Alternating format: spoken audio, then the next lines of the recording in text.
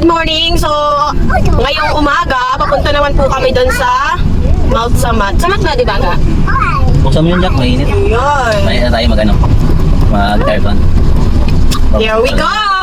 At so yun guys, bigyan ko lang po kayo ng counting trivia kung bakit ba nagkaroon ng malaking cruise dito sa Bataan. Or ano ba ang kahalagahan nito dito sa Bataan at ba't nagkamayroon na sila dito ng ganito dito. So ayun guys, pakinggan nyo muna to. Halika, ating pasalan ang dambana ng Kagitigan o Shrine of Valor dito sa Mount Samat. Ito ay makikita sa taas ng Mount Samat. Itinayo ito upang alalahanin ang kabayanihan ng mga Filipino at American forces na lumaban noong January hanggang April 1942 sa Bataan Peninsula.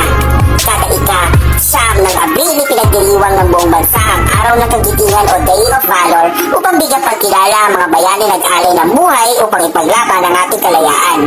Ang shrine ay commissioned noong 1967 ni Pangulong Marcos bilang parte ng 25th year of commemoration of World War II.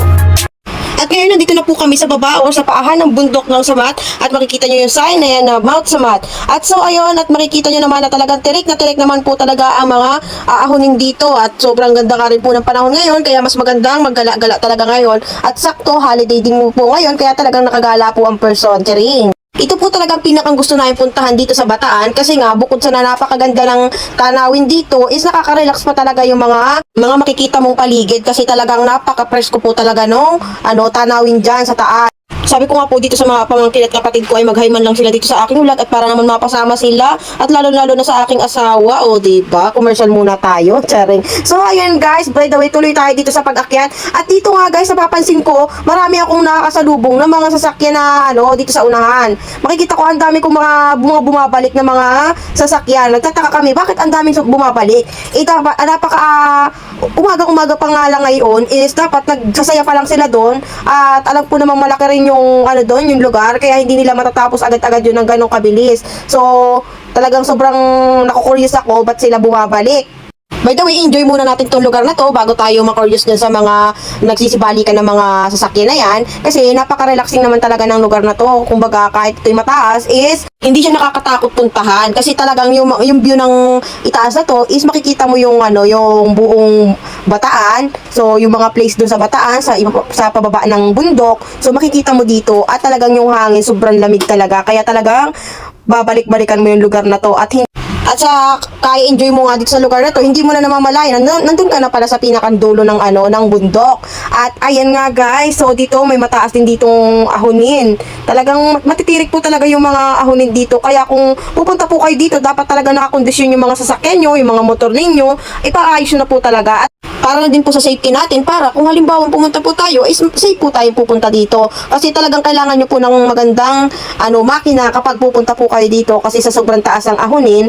At syempre, i-check din po natin ang mga brakes natin at iba pang mga sira ng ating sasakyan kung may sira man po ito para maiwasan na rin po natin yung pagkasira or pagka-disgrasya kapag pupunta tayo dito. At so ayun guys, medyo malapit na po tayo sa ating destination. At ganun pa rin nga po yung nakikita ko, nagsisibalikan yung mga sasakyan. Hindi ko po alam kung ano nga po ba ang nangyayari dito at bakit nga po ba nagbabalikan silang lahat. At so ayun guys, malapit na po tayo sa entrance. So ayan, ganyan po yung makikita yung entrance dito sa Mount Samat. At ayan po, ang dami pa rin po mga At so ayun guys, nakarating na po kami. Ganito po yung style or ganito po yung itsura ng entrance dito. At dami nga pong mga tao pa. So ibig sabihin, marami po kami makakasama sa pagpunta dito sa Mount Samat. So ayun guys, andito na po kami sa taas. Sobrang taas talaga niya guys. Pero at least success tayo. Madali na yung pagbaba mamaya. Hindi magtutulak. Baba na kayo. Bye-bye. Makikita nyo po pag nandito na tayo sa labay. Guys, kasi sarado po. Sarado daw. Kaya yun, nagbabali ka na yung mga tao. Ayan, nagbali ka na sila.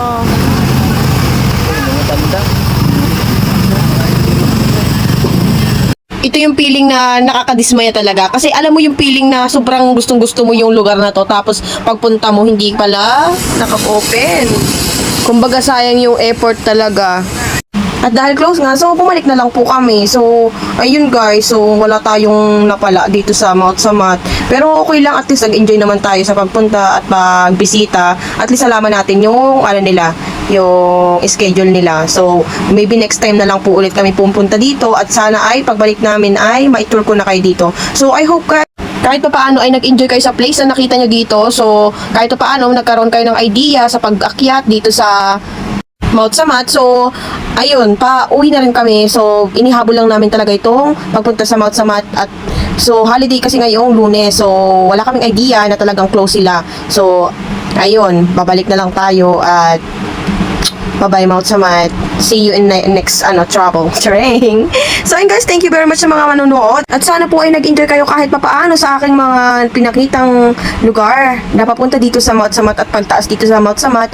At nagkaroon kayo ng idea sa mga dito, pag-akyat. So ayun guys, thank you for watching. Bye-bye!